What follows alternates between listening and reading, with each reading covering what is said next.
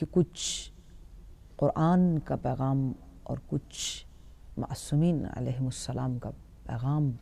ایک طالب علم کی حیثیت سے آپ سب کی خدمت میں عرض کر سکوں۔ موضوع گفتگو چونکہ کسی بھی کلام میں کلام کو حسن بخشنے کے لیے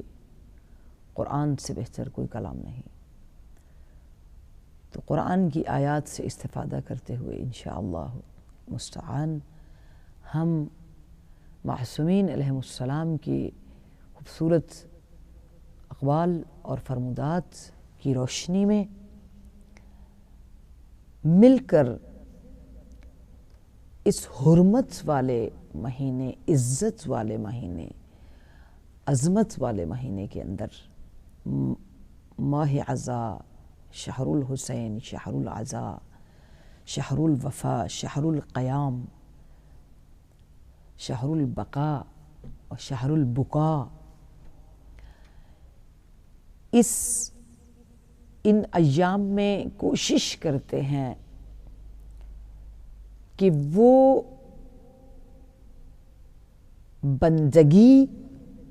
وہ عبدیت، وہ للہیت اور وہ قیام اور وہ نظریہ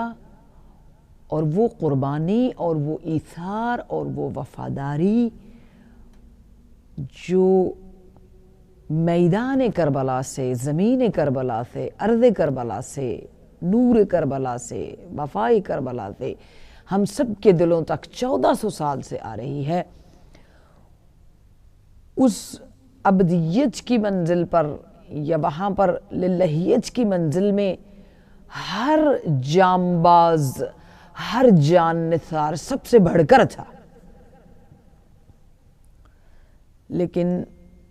بہت کم جان نثار، بلکہ میں کہوں گی بہت کم امام زادے اور بہت کم ائمہ کی اولاد میں ایسے ہستیاں گزری کہ جن کے لیے خود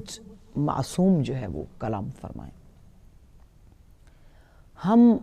پروردگار عالم کی یہ بہت بڑی عنایت، بہت بڑا احسان سمجھتے ہیں کہ رب العالمین یہ اتنا بڑا احسان ہے تیرا ہم پر کہ تو نے ہمیں ایسی ہستیوں سے نوازا کہ جن کے بارے میں سوچنا انسان کو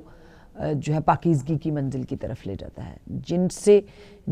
جن ہستیوں کے ذکر سے انسان کی طبیعت جو ہے وہ منور ہو جاتی ہے، جن کے ذکر سے انسان کی روح تازہ ہو جاتی ہے، جن کے ذکر سے، جن کی یاد سے جو ہے عقیدہ، محبت، جذبہ، بندگی، نماز، سجدہ، اطاعت، فرما برداری، تابعداری، سب چیزوں سے جو ہے نا، سب چیزیں نورانی ہو جاتی ہیں، منور ہو جاتی ہیں۔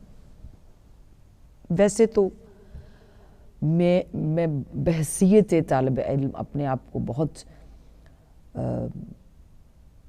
ادنا درجے پہ جو ہے نا سمجھتی ہوں اس بات میں کہ میں اس موضوع کے اوپر کچھ اپنی طرف سے یا اپنی زبان سے کوئی چیزیں جو ہیں آپ کی سامنے خدمت میں پیش کروں۔ ان ایام کی تعزیت اور تسلیت پیش کرتے ہوئے سیدھا معصوم علیہ السلام اور قرآن کی آواز سے جو ہم تک پہنچی، اس آواز سے ہم اپنے اس محرم الحرام کے موضوع کو جو آپ کی خدمت میں شیئر کرنا چاہتی ہوں، وجود مقدس، سپہ سالار کربلا، سپہ سالار عشق، سپہ سالار وفا، سپہ سالار بصیرت و معیت امام حسین علیہ السلام، سپہ سالار علقمہ، سپہ سالار تشنگان، مجاہد و یاور سید الشہداء اور سر بلند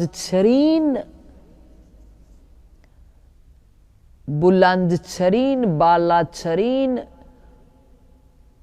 اوج پر ہے جن کا اثار اور جن کی وفا اور خصوصاً دلیری اور دلداری اور یاوری با امام زمان. اس پہلے پروگرام میں آپ کی خدمت میں یہ عرض کرنا چاہتی ہوں کہ آخر کیوں علمدار کربلا،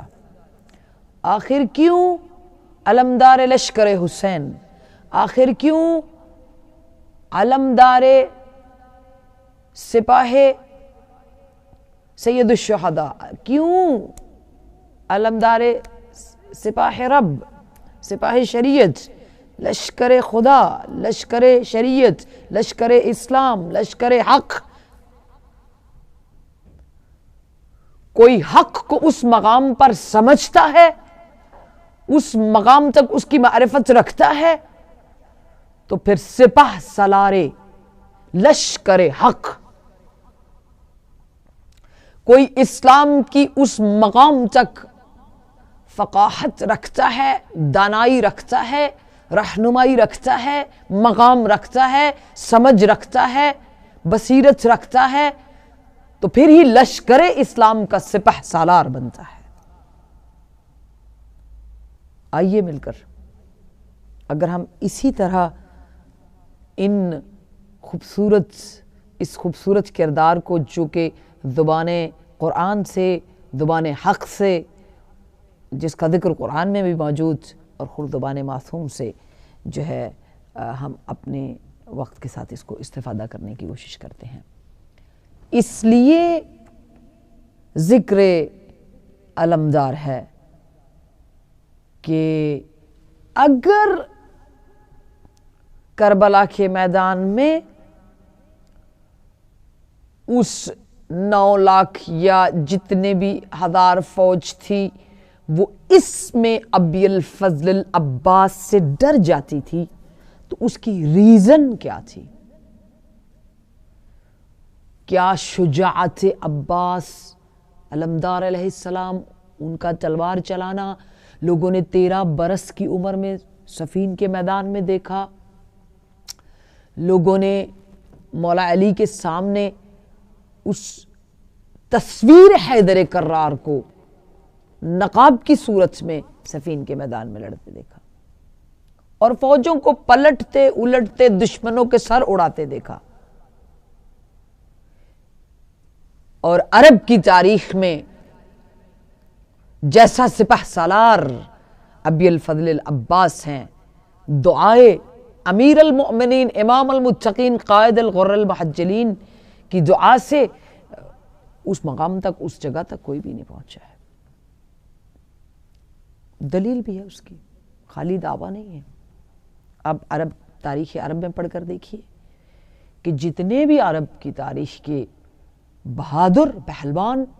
یا لڑنے والے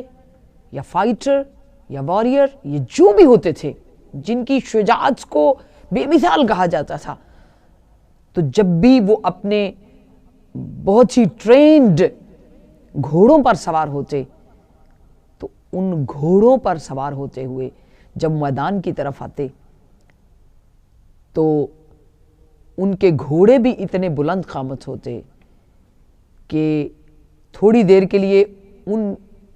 وہ جو شجاعان تاریخ تھے، شجاعان عرب تھے، ان کے چہرے نظر نہیں آتے تھے، شاید وہ چھپ جاتے تھے. لیکن تاریخ نے یہ منظر بہت خوبصورتی سے لکھا کہ ایون 13 برس کی عمر میں، کہ عموماً جب گھوڑا اپنی رفتار سے بھاگتا ہے تو اس طرح اوپر والے حصے کو اوپر لے کے جاتا ہے کہ اس کا اسوار فوراً کسی کو نظر نہیں آتا ہے. لیکن آپ تاریخ کھول کر دیکھیں، بعض روایات میں شہبہ جو مولا علی کا اسوار تھا وہ مولا عباس کے پاس تھا، اور بعض روایات میں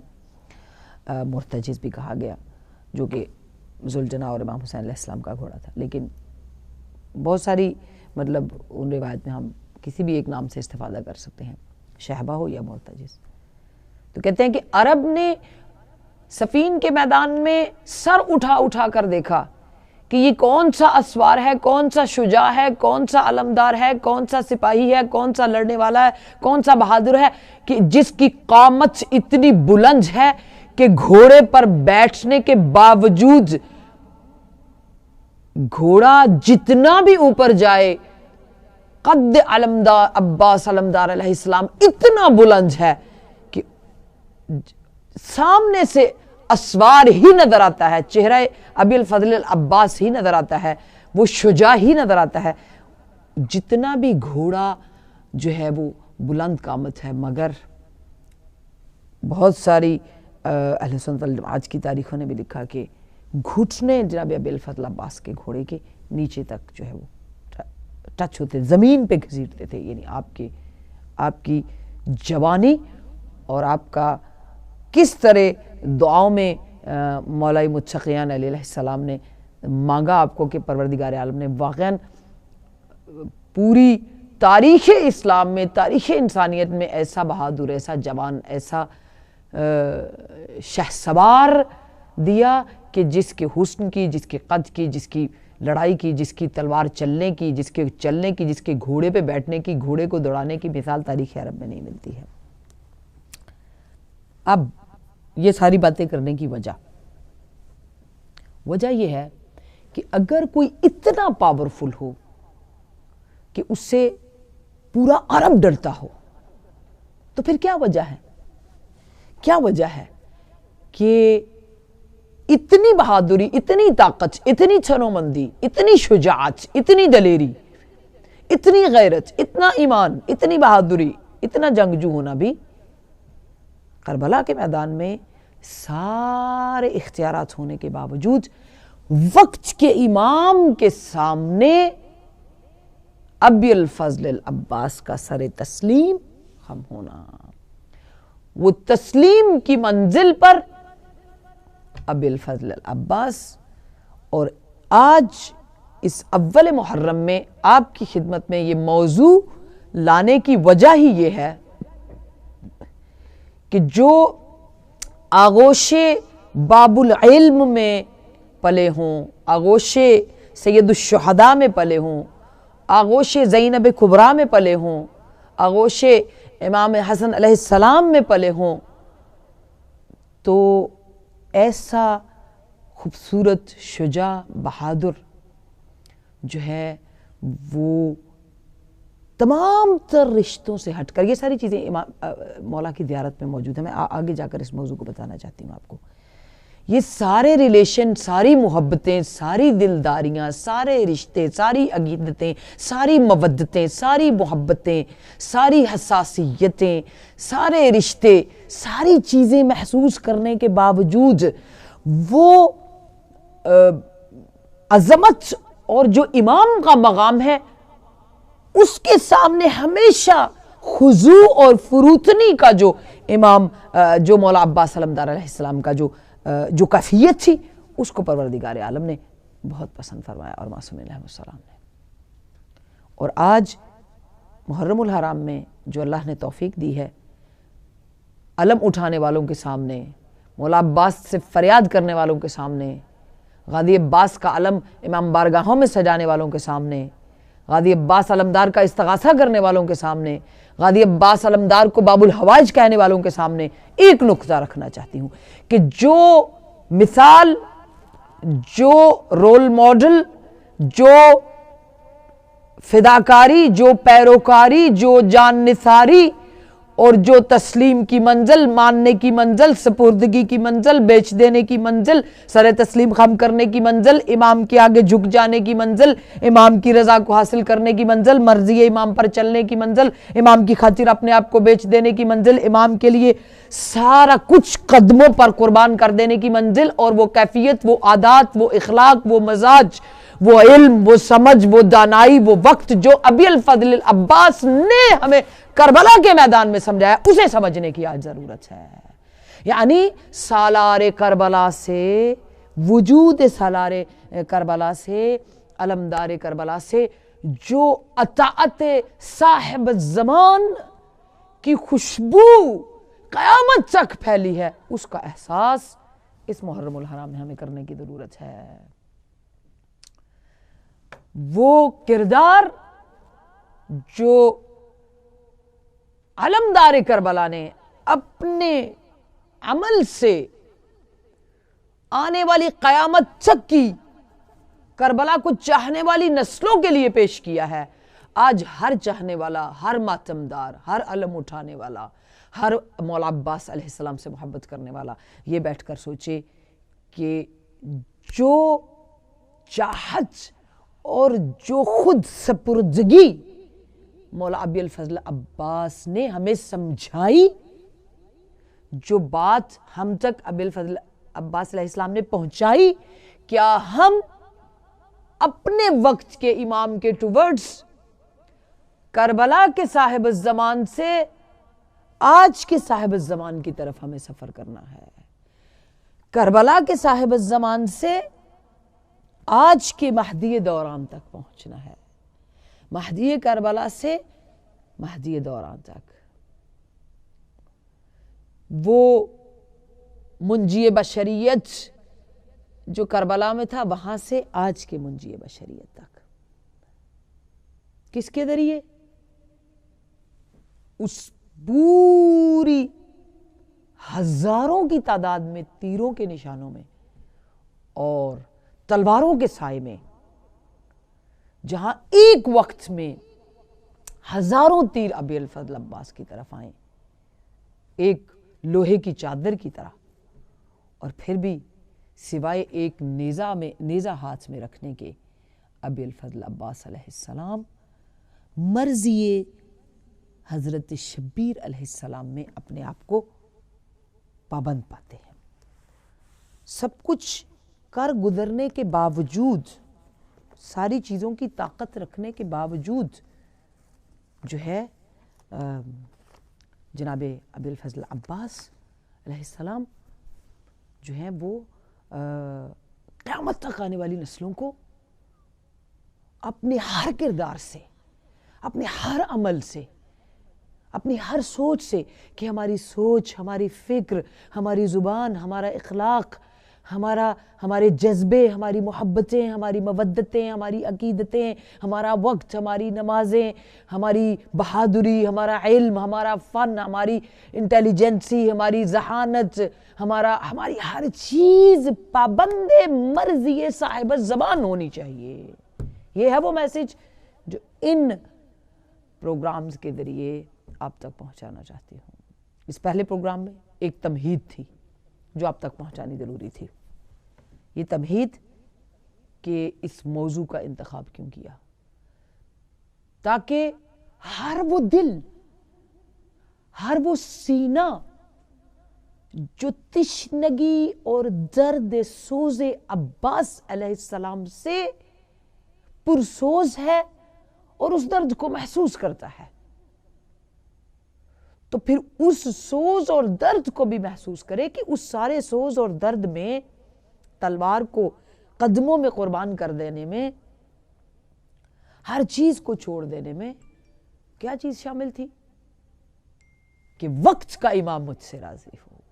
وقت کے امام کی مشیت ہاتھ میں آ جائے، وقت کے امام کی روح راضی ہو، چہرہ راضی ہو، وجود راضی ہو، دل راضی ہو. یہ نہیں تھا کہ جو ہم امام صادق علیہ السلام نے جو پوری زیارت خود پڑھی ہے اور ہم سب کے لیے جو آنے والے قیامت تک کے کربلا کے چاہنے والے ہیں، کربلا کو اپنی زندگی کا معیار سمجھتے ہیں اور اپنی وجود اور اپنے ہر وقت اپنے ایمان اور عقیدے کی بنیاد ہماری کربلا سے شروع ہوتی ہے سمجھتے ہیں، تو ان کے لیے جو ہے امام صادق علیہ السلام نے ایک خوبصورت وہ تحفہ جس میں پوری شخصیت کو بھی ہم اور اس میں پورا میسج بھی، اس کی جب ایکسپلینیشن ہم دیکھتے ہیں تو اس میں یہی کہا گیا ہے کہ یہ نہیں ہے، یہ اس لیے نہیں ہے کہ ابی الفضل عباس جو ہیں قوم، قبیلہ، رشتہ داری یا برادری یا جو ہے نا کسی ایک بنا پر جو ہے نا اس میدان میں کھڑے تھے. نہیں، ان ساری چیزوں آگے چل کر ہم انشاءاللہ اس کو زیارت میں سے آپ کے سامنے پیش کرتے ہیں. ان ساری چیزوں سے ہٹ کر ابی الفضل عباس وقت کے امام کے انٹروڈکشن کے لیے، وقت کے امام کی وہ معرفت جسے آنے والے زمانوں تک ہر شخص کو جاننا ضروری ہے کہ اگر بے شک ہر چیز اختیار میں ہو، آپ کربلا سے لے کے شام تک فوجوں کو الٹ پلٹ سکتے ہو، مگر آپ کا کوئی ایک وجود کا ناخن بھی جو ہے وقت کے امام کی مرضی کے خلاف نہ چلے. یہ ہے وفاداری مولا ابی الفضل عباس، یہ ہے اصل میں علمدار کربلا، جنہوں نے علمداری سمجھائی کہ علمدار وہی بنتا ہے دنیا میں جو اپنے وقت کے امام کی معرفت رکھتے ہوئے خود سپردگی کی کیفیت میں اپنا تن، من، دولت، وجود، اولاد، خوشی، خواہشیں، دنیا، دین، آخرت، ہر چیز اپنے وقت کے امام کے قدموں پر قربان کرے اور مولا کی بارگاہ میں کھڑا رہے۔ میں یہی کہوں گی، کیا عجب وقت تھا مانگی جو علی نے دعا، کیا عجب وقت تھا مانگی جو علی نے یہ دعا، اے خدا مجھ کو عطا کر دے ایک ایسا بیٹا، اس کے جیسا نہ ہوا ہو نہ کبھی ہو پیدا۔ اے خدا مجھ کو عطا کر دے ایسا بیٹا، اس کے جیسا نہ ہوا ہو نہ کبھی ہو پیدا، جس کا چہرہ بھی شجاعت کا ہو وہ آئینہ، ہمت و قوت و جرأت نظر آئے جس میں۔ یہ مولا کی دعا ہے، ہمت و قوت و جرأت نظر آئے جس میں، ہر علمدار کی صورت نظر آئے جس میں۔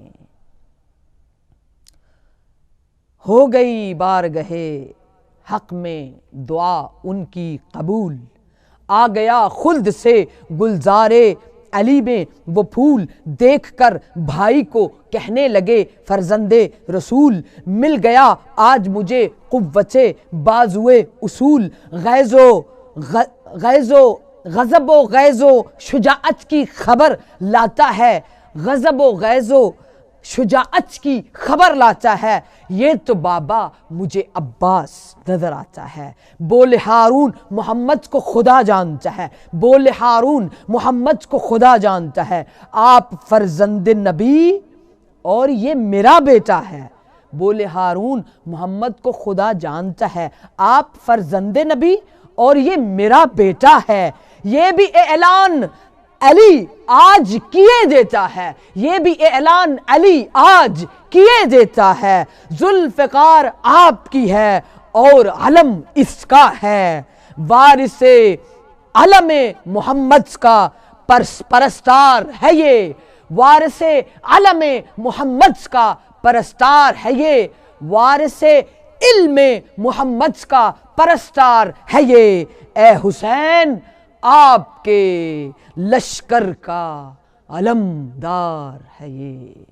علمدار ہے یہ، اے حسین آپ کے لشکر کا علمدار۔